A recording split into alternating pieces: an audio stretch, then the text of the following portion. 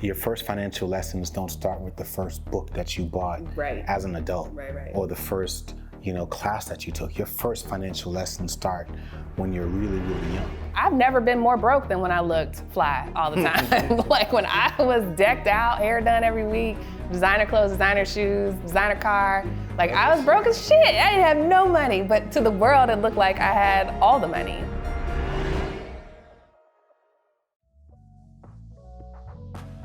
The closest thing to grits in Jamaica is like porridge or like cream of wheat.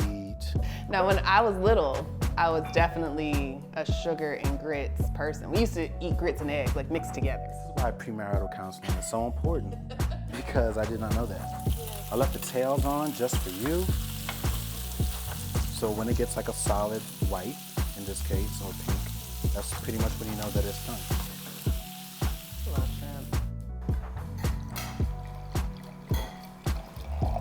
Shrimp and grits. Let's do this. Cheers. What do you want to talk about? Why money is so taboo, right? Because we get that question a lot. I'm like, how do you talk to your partner about money? How did you start that conversation? And it's a tough one. Well, do you remember? Obviously you do, but do you remember our first conversation about money? That was not a conversation. It was a revelation, a confrontation. Yeah, I remember. I came at it like super naive. I thought you were just asking me a question, like, how you paying for all this? That's a pretty simple question. Yeah, but I thought it was a simple answer. Like, I'm putting it on a credit card. Duh. How else do you pay for things? Yeah. I did not expect you to like completely blow up and say, I wouldn't have dated you if I had known you used credit cards like that. Yeah, I didn't expect myself to say that either. I think that was a terrible thing to say, and it was something that I said out of anger. Yeah. And so, yes, I apologize. We don't need to go into that as much. Trigger. I'm thinking about how odd that was, like aside from like the reaction, but like. Oh, for you to ask? Yeah. Yeah. Because what I've learned is that people, they'll go from, even the relationship's going great, right? They will go from dating to marriage and still have never had the conversation about money. And, I understand that that's normal, but only because it's so prevalent. But I don't advise that. And I'm not even an advisor, but even when people in general just ask those kinds of questions, they say, well, where do you start? And I say, you start, you just have to, it helps to maybe, have a nice meal, set the tone. But I think it's obviously a really important conversation to have.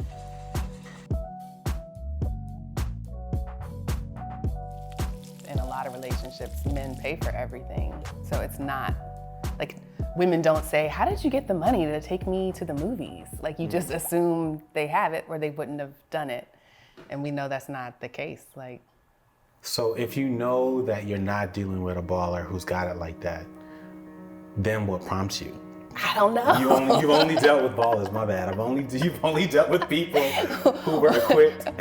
Well, I think that gets to the heart of like why people are afraid to talk about it, because I feel like, this is gonna sound terrible, but like a lot of women imagine that they're gonna marry rich. Like, I went all through college and high school. I just knew I was gonna marry a rich man. And then I met you and...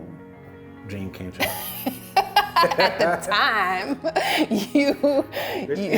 in progress. You were rich in vision, yes. Yeah. But by the time you get married, it's too late to like confront that idea. And if you have dated someone who has paid for everything and sort of handled all of the financial parts of a relationship, like, at what point do you ask? Like, how does it even come up? I don't think women understand that there's a similar sort of angst that a lot of men have when it comes to money. Because like, you want to be able to do some of these things No, that that's she true. wants to do. Yeah. And so you don't want to be the person that's like, nah, I don't want to do that, or maybe we should do Yeah. this instead. Maybe But we I- should eat at home tonight. Yeah, you know what's even better?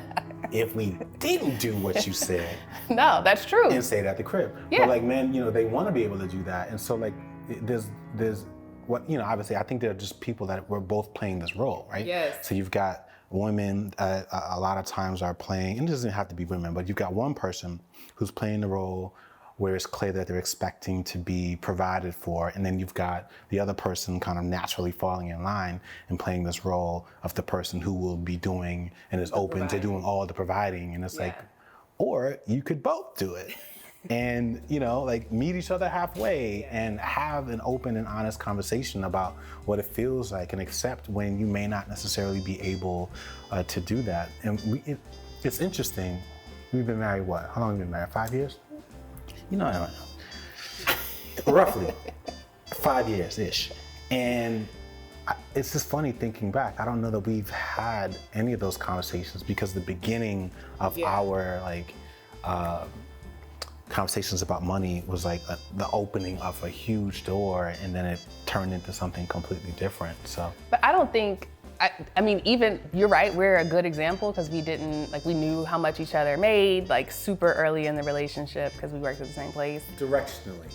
Yeah, I didn't know how much you had, and you didn't know how much I had, but you knew how much I made, generally speaking. Yes. So we never had to have those types of conversations, but I'm pretty sure I know couples who don't know how much their spouse makes for a living because they keep their accounts separate, and it's just, they've agreed to separate and fund the household together, but generally speaking, their money is completely separate. I remember the moment I realized that a lot of the problems that my friends were having were actually financial problems. And just problems in general. Like when people were complaining about their jobs, or complaining about their partners, or even complaining about the tension that they have with a sibling or parent, a lot of these things at the heart of it was money. You know what I mean? And it's amazing to me that it's such a central part of our lives, yet people still avoid the conversation at all costs. And it hasn't evolved the way that other things have. I think a lot of the reason why people don't talk about it is because you were taught that it's private and you're not supposed to question it, and that's your business. But so many things are no longer private anymore. My grandchildren will see pictures of me in a bikini online, or they'll know that you said sex once. These things aren't as taboo to talk about, but money is still one that is super I don't know, it's something you dance around.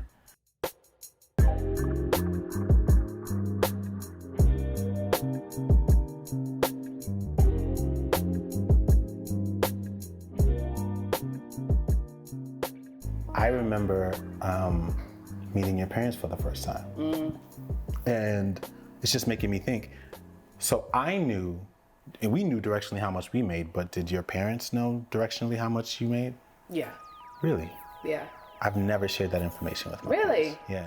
No, the day I got that job, I sent my mom a text that had the salary in it. Really? Yeah. So, okay. But you just said that people were raised to not talk about it. So were you raised that it was okay to talk about money? No. Okay. I don't know because I never did that again. When I got jobs after that, it's not like I would text her and be like, oh, my new salary is this. It's I would tell her, I would send a signal that there was a pay bump, and I might even say, I make $8,000 more than I did before. But my family is transparent about money in terms of amounts, individual amounts. So the most I would know is my dad got a bonus, and that bonus was, $10,000, or they got a tax refund, or they had to pay taxes. Little signals of money, but not anything that helps you understand the entire picture. Wow. Yeah. That's fascinating. So, but I don't think that's uncommon. You know how when you go to weddings and you sit in the audience and the officiant is making everybody pledge that they're gonna take care of this couple, and it's on y'all that, you're the village now, you gotta make sure they stay together. They're gonna come to you with all their problems. I don't know how many couples would come to me and say, we're having a financial issue. What did y'all do? Or we're having, I still don't think even in that context where everybody's in agreement, the couple is making vows to God and whoever, like we still don't do it. Yeah. And we give each other permission to do it. Yeah. I think that people actually think that they are talking about it. And so I think they don't realize how much we've accepted the coded language of money. And so they feel like they checked all the boxes, they shared everything that they needed to share. Because it's like, I may not tell you exactly how much I make, but I'll say like I'm making good money. Yeah. I'm making good money. There's like, Oh, it's a good job. so there's good money, and then there's like good with like a head tilt. Like, when you emphasize good, it's like good, or you say it twice. That's a good point though, because like when moms talk about the fact that they went on a Disney cruise and not like a regular cruise, that's a signal that we're doing all right. Yes. Or we're doing all right is another one. Like, makes good money. Comfortable. And then, so doing all right is actually below. You're doing all right. It's like, listen, it's not quite what I want it to be, but we're doing all right. And then there's good money, which is like, hey, okay, now we're cooking with grease. I'm making some good money. And then what's above good money? Can't complain. Can't complain. Can't complain. It's like, hey, listen, I can't complain. Like, look, does it get much better than this? And I think anything above can't complain, you just trail off, where it's like, man, this shit, man. Like you can't even say. Well, then you say it's it's gesture. six-figure money. Like, you 6 figures. You're doing great. You can't ignore how comfortable that is, even though there's like a huge range of what 6 figures could be. You could be making $700,000 a year, and that's technically 6 figures. True. And then there's a whole conversation about $100,000 not being what it used to be, which in many ways I think depending on your city. Yeah. It's true. Yeah.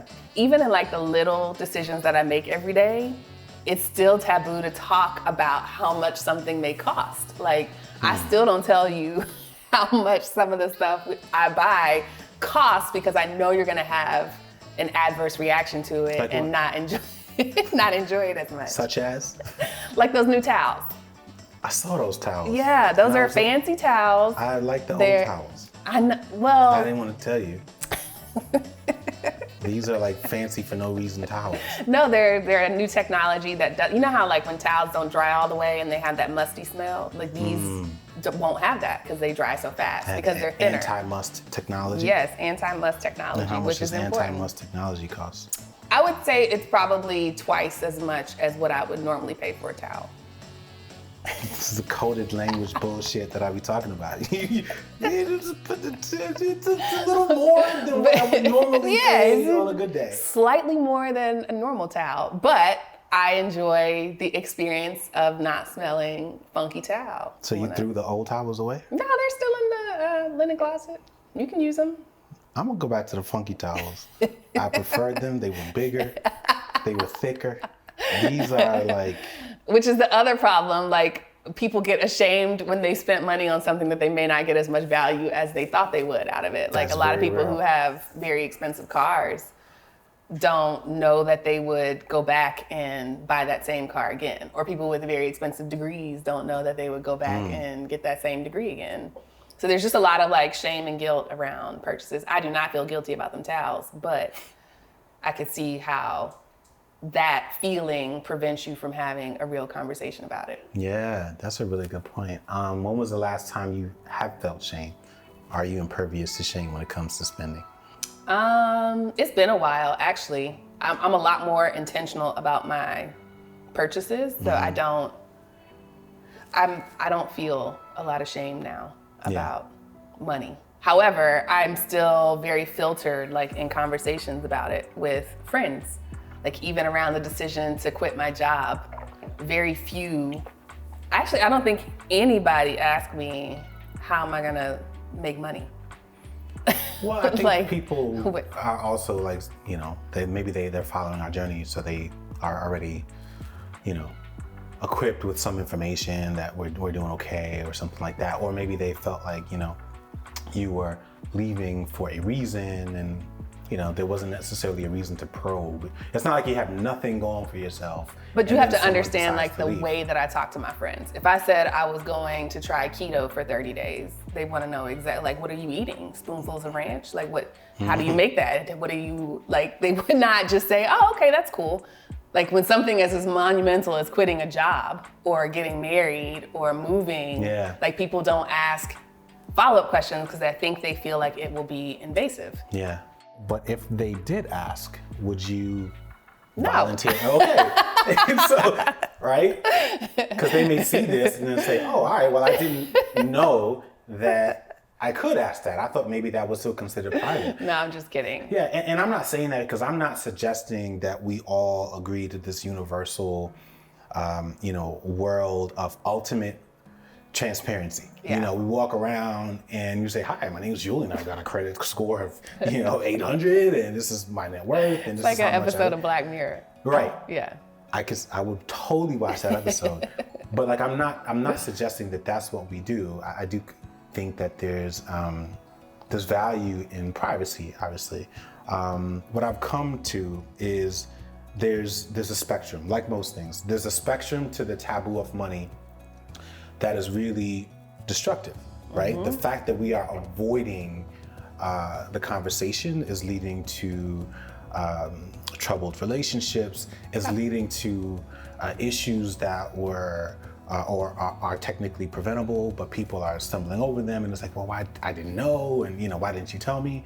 And then on the other end, I think that there's some value in kind of respecting that taboo and not forcing the conversation on people, because it does make some people uncomfortable and have every right to be uncomfortable. And it's not for me or you to, just all of a sudden disrupt someone's comfort level because you're fine talking about it. It's almost like you just want to be a nudist tomorrow and you show up like, that's your problem. Well, because the irony of thinking that way is that it's what keeps us all oppressed. Like the fact that we aren't talking about it is why companies are able to pay two people with the exact same experience different amounts for the same job. Like, they know there won't be a lot of talking. Yeah, anybody gonna say nothing. Yeah. Like if I bring a certain experience or a certain, credential to a job, I should be paid more than someone who doesn't have that. But on the other hand, like complete opaqueness, like whatever, it's the wine. Complete like not knowing anything about any sort of salary, not even a range. Like I don't understand the benefit of that. I don't know why every company doesn't at least post the range for the position. Like some do. I've seen some do both. Yeah. Right? I've seen some be very transparent about what the range is for this job or for this role, but for others, not so much. Because what it does is it leads us to use signals like your zip code or the car you drive or the clothes you wear, how you carry yourself, to try and put people in a range of how much you think they're making. But I've never been more broke than when I looked fly all the time. Like when I was decked out, hair done every week, designer clothes, designer shoes, designer car. Like I was broke as shit. I didn't have no money, but to the world it looked like I had all the money. And now that I look like a schlumperdink most days, like. You look like a schlumperdink. I'm not just saying that. You don't look like a. That's true. I don't look like. I don't believe a schlumperdink is a thing. It is a thing. Oprah said it was a thing. Okay, I'm gonna Google it. So it reminds me of that term, which I was so grateful when we uncovered it.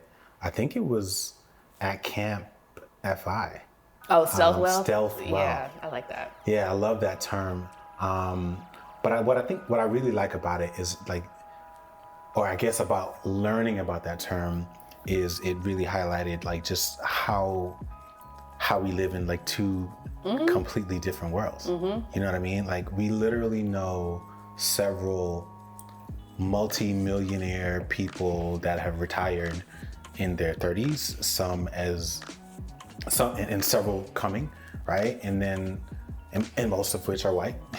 Yeah, but I can name at least 10 black ones right now. Yeah. Like, I mean, 10's not a lot. I said 10 like it's a big number. It's like, ooh, 10. Ooh, you can play a basketball game. Yeah, I mean, but that's more than I could have done 2 years ago, 3 years ago. Yeah, but my point was like,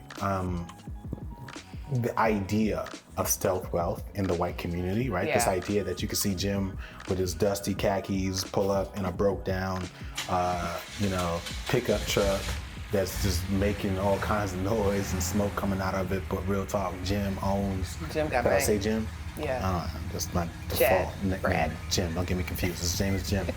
He's the owner of the local landscaping company. Yeah. And, you know, he does all the yards for this complex, that complex. He just signed a deal with, you know, this real estate development company, and he's gonna do that too, and that's the thing that's gonna take them over the hump.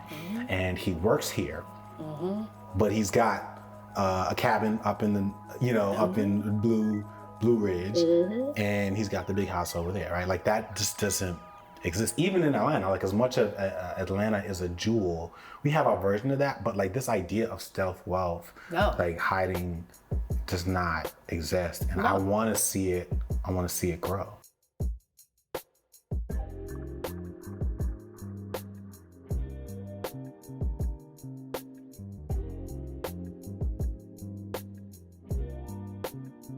Talking about saving your money is not fun.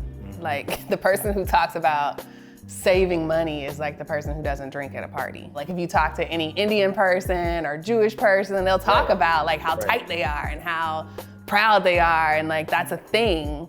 But like when Black people talk about cheap and frugality, it's almost as a means of like survival, because we had to. We didn't make that choice. It's just that's how it was. Versus like now I'm choosing to be cheap. Not cheap. I don't like that word. I don't like the word frugal either. It just sounds so frumpy. Like I'd much rather like intentional, like, you know, I wanna light a candle and turn on Badu and feel better about being very intentional. a cash hoarder. Does that sound better? No, cash hoarder doesn't sound good. Anti-spender. Anti-spender. You know what else? I'm ranting now, but you know what else is also like a contributor? I feel like our music has been such a like a culture shaper in terms of how we talk about money. $100,000 for the cheapest ring on a nigga finger, little bitch. And that hasn't really evolved much. Very few people are talking about like, and then I invested it. Like that's not a hook. That's not a song. That's not. Well, I mean, our music is our art form, and in theory, that's supposed to be a reflection of the life that we're living. And so you can't write about what you don't know or haven't experienced. And to a degree, Jay-Z did. 444. What was that album?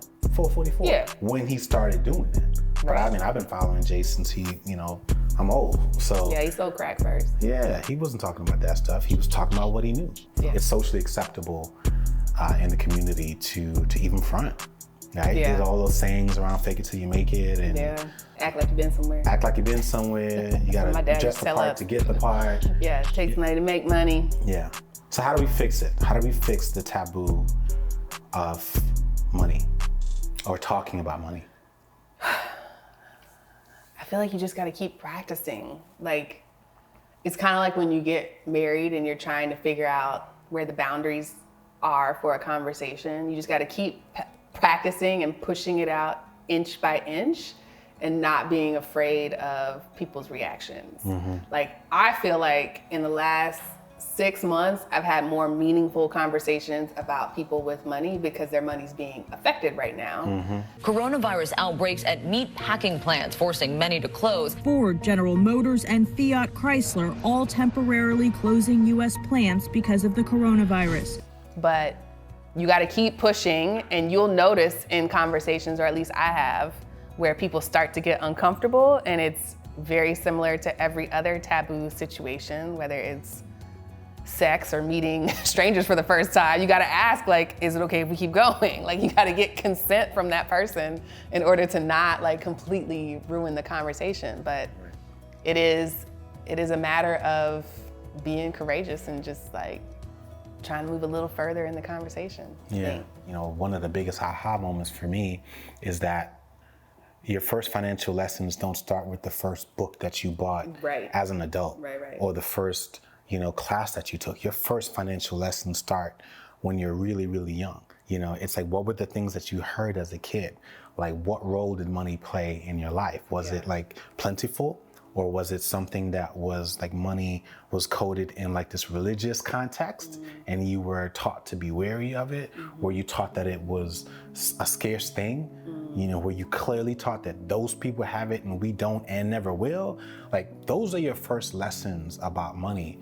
And I'm just learning that, you know, we've got to get to the root of our origin stories. Most people want to start with education. Yeah, and I or think income. Or income, or they want to have the conversation about money because they really just want to heal this wound or solve this problem between them and the other person. But if you jump right into that without accepting or even acknowledging your origin story, you're going to uncover a lot of things that you may not necessarily appreciate. And so you've got to do that work on your own, I think. When, you know, we learned that lesson the hard way. You got to do that work on your own, and then you can come together and hopefully share that story with one another and use that as a bridge to resolution. That's deep. It is deep. You gotta get all in your soul. You do. To understand There's your not mind. an aspect of your life that money does not shape. Yeah. You know, we've learned also that like forcing education on people doesn't necessarily work, right? So I think exhibiting it, you and I just showing what it looks like to have a productive and healthy conversation about money is a start, and to serve as financial role models, not necessarily, you know, educators, so that people have something to base the conversation that they may have with someone else with. Yeah. I can't believe you don't like them towels though. Those are nice towels. I like the color, but functionally, they don't. It's an adjustment. You just need to adjust. What about the sheets? Do you like the sheets? Are they different sheets from I upgraded the sheets. when? Do you like the sheets? I like the sheets, but I don't know if you're talking about like the sheets now. I feel like, was we there a got a shift whole over new- the last month? Yeah, we got a whole new Yeah, bedding. yeah, because yes, I do like the sheets. I've slept better. See? And those were more expensive. We're not gonna do that. We're not gonna do that. Expensive doesn't always mean better. In this case, it does. In this though. case, it happens to So- mean that. All right. Gonna do these dishes though. I saw these dice. Yes. How much the dice cost? I had a coupon, so. And don't be cheating. I know you're from Brooklyn. 1, 2. Yes, Lord. You know Look what? at God.